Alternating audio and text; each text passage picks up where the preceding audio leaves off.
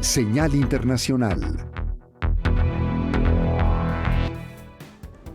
Y en el acontecer mundial, el funeral de la reina Isabel II convoca a cientos de celebridades y mandatarios de primer nivel a escala global.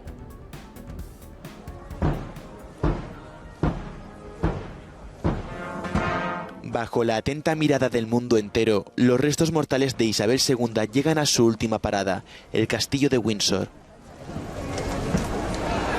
Al igual que en las calles de Londres, miles de ciudadanos han acudido a las afueras del castillo para despedirse de Isabel II. Al son del lamento del cortejo fúnebre, miles de miembros de distintas fuerzas armadas británicas acompañan y custodian el ataúd de la monarca. Tras una ceremonia religiosa en la que 800 invitados acompañaron a los familiares, entre ellos los principales miembros de las casas reales europeas, el féretro de la monarca ha sido bajado a la bóveda real de la capilla de San Jorge junto a su marido, el duque de Edimburgo. Acto seguido tuvo lugar un servicio religioso pero de carácter privado, reservado para la familia real británica para dar su último adiós a Isabel II. Este acto supone el último de los eventos multitudinarios que han tenido lugar en estos 10 días de luto nacional y la culminación de una jornada histórica, marcada por una solemne ceremonia en la abadía de Westminster. Los 2000 asistentes esperaron en un respetuoso silencio la llegada del féretro de Isabel II, escoltado por sus 4 hijos y sus 8 nietos.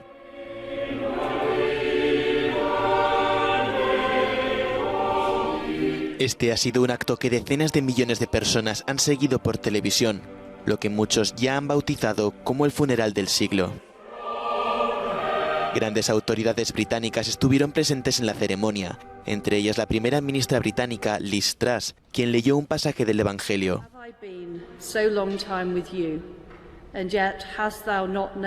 También estuvieron presentes los primeros ministros vivos que Isabel II conoció durante sus 70 años de reinado, sin duda uno que perdurará en la memoria de sus súbditos.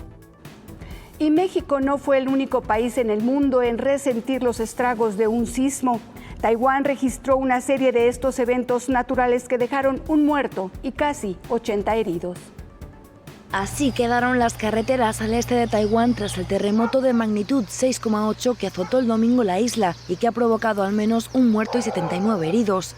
El seísmo tuvo lugar en el condado de Hualien sobre las 10 de la mañana hora local a unos 13 kilómetros de profundidad. Desde entonces la zona ha registrado réplicas al terremoto, el último de ellos de magnitud 5,9. Los terremotos han ocasionado daños materiales en 3 puentes que colapsaron, así como daños personales, dejando unas 400 personas atrapadas en el monte Luishishi por los deslizamientos de tierra y rocas. El sismo también provocó interrupciones en el transporte, donde 6 vagones de un tren descarrilaron sin provocar heridos, pero suspendiendo de forma temporal los servicios en la línea. Además, más de 7.000 hogares en el municipio de Yuli se quedaron sin electricidad y vecindarios de diferentes ciudades, entre las que se halla la capital Taipei, sufrieron apagones como consecuencia del terremoto. Taiwán se asienta en la confluencia de las placas filipina y euroasiática, por lo que los terremotos son frecuentes en la isla. Ahora Ucrania acusa a Rusia de atacar una segunda planta nuclear. La Agencia de Energía Nuclear de Ucrania ha acusado a Moscú de atacar la segunda central nuclear del país. Dice que una fuerte explosión se produjo a 300 metros de los reactores de la instalación, que siguen funcionando con normalidad. No se han registrado víctimas, pero más de un centenar de ventanas del edificio de la central han resultado dañadas. La central nuclear en cuestión, Pivdeniukransk, está situada en el sur de Ucrania, en la región de Mykolaiv, una zona que ha sido objeto de constantes ataques con cohetes por parte de las fuerzas rusas en las últimas semanas. Moscú aún no ha respondido a las acusaciones, pero ha publicado imágenes de lo que dice que son soldados rusos lanzando ataques contra las posiciones e infraestructuras de las Fuerzas Armadas ucranianas. Se reportan diversos daños en República Dominicana tras el paso del huracán Fiona, que ya había dejado afectaciones en Puerto Rico. Tras los destrozos ocasionados en Puerto Rico, el paso del huracán Fiona por República Dominicana deja unos 800 desplazados, inundaciones y el derribo de árboles y postes de tendido eléctrico. El país declaró en alerta roja 13 de sus 32 provincias ubicadas al norte y al este, donde unas 54 viviendas han registrado daños. El domingo por la noche comenzaron a registrarse fuertes lluvias en Nagua, una ciudad costera de unos 80.000 habitantes en una de las regiones declaradas en alerta roja. Los cortes de electricidad afectan a más de 11.000 hogares y se mantiene el aviso de inundaciones, crecidas de ríos, así como deslizamientos de tierra en varias provincias del país. Fiona llegó a República Dominicana tras azotar el domingo Puerto Rico, donde causó daños calificados de catastróficos. Un apagón general e importantes inundaciones que han ocasionado deslizamientos de tierra, carreteras bloqueadas, así como el derrumbe de un puente en la ciudad de Utuado. Te suplico que abandones tu casa. La policía local pidió a las personas alejarse de las costas y realizó desalojos de viviendas en zonas de riesgo en esta ciudad. En otras noticias, Estados Unidos libera a un narcotraficante talibán en un intercambio de prisioneros con Afganistán.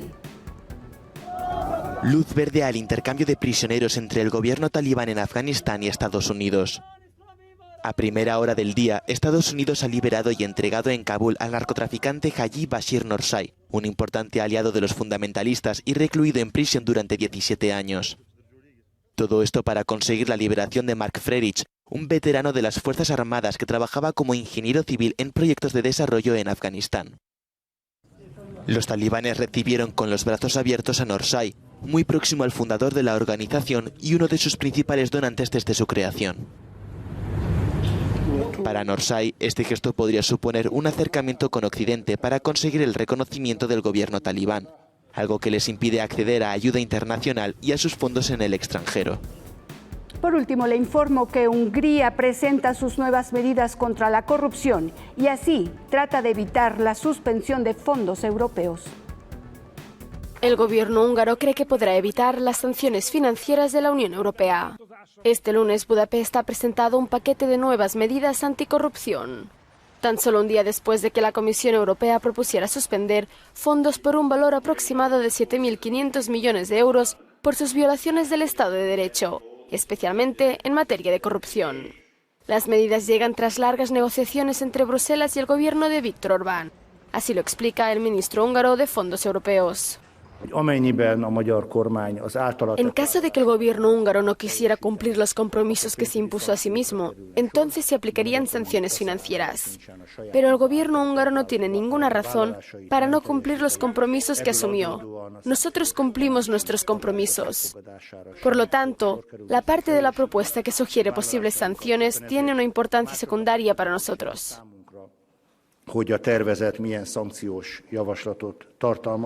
El gobierno de Orbán parece dispuesto a hacer lo que sea necesario para asegurar la financiación de la Unión Europea. Por ello, ha anunciado que creará una nueva agencia anticorrupción con expertos independientes. Hasta aquí la información más relevante en México y el mundo. Belén, regresamos contigo. Muchas gracias, Nelda. Un recorrido amplio, puntual. Gracias, muy buenas noches. Buenas noches. Nosotros hacemos una pausa.